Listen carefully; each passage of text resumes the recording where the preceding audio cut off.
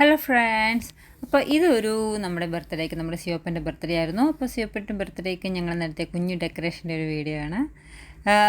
ശരിക്കും പറഞ്ഞിട്ടുണ്ടെങ്കിൽ ഡെക്കറേഷൻസ് നമ്മൾ തന്നെ ചെയ്യുമ്പോൾ ഒരു അധികം വൃത്തിയായിട്ട് നമ്മൾ വലിയ ഡെക്കറേറ്ററൊന്നും അല്ലെങ്കിൽ നമ്മൾ ചെയ്യുമ്പോൾ ഒരു ഹാപ്പിനെസ് ഉണ്ടല്ലോ.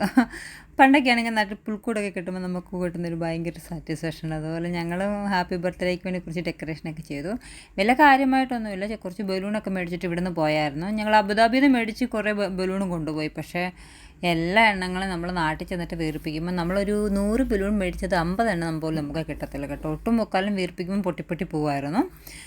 പിന്നെ ഞങ്ങൾ അവിടെ പോയിട്ട് അവിടെ നിന്ന് തന്നെ ഞങ്ങൾ നാട്ടിൽ നിന്ന് തന്നെ വേറെ ബലൂൺ മേടിച്ചു. കാരണം ഫുൾ കെട്ടിത്തൂക്കണമെങ്കിൽ നമുക്ക് ആ ബലൂൺ കിട്ടണ്ടേ. ശരിക്കും ഈ കുത്തി വയ്ക്കുന്ന ബലൂണിനാണ് കേട്ടോ ഞങ്ങളെല്ലാം പൊട്ടിപ്പോയത്. ബാക്കി കെട്ടിത്തൂക്കാൻ ഇട്ടിരിക്കുന്ന നമ്മുടെ ഈ വൈറ്റും ഗോൾഡൻ കളറുള്ള ബലൂണും അത് നന്നായിട്ട് തന്നെ കിട്ടി.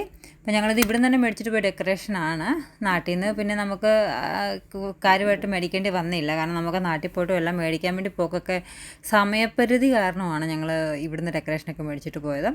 അപ്പം ജസ്റ്റ് ഒരു ഹാപ്പി ബർത്ത്ഡേ ലേബലിട്ടു, കുറച്ച് ബലൂണൊക്കെ കെട്ടി തൂക്കി. പിന്നെ ആണെങ്കിൽ അവളുടെ പിള്ളേർക്ക് കുറച്ച് അവളുടേതായിട്ടുള്ള കുറച്ച് വ്ളോഗിങ്ങൊക്കെ അവൾ ചെയ്യുന്നുണ്ടായിരുന്നു.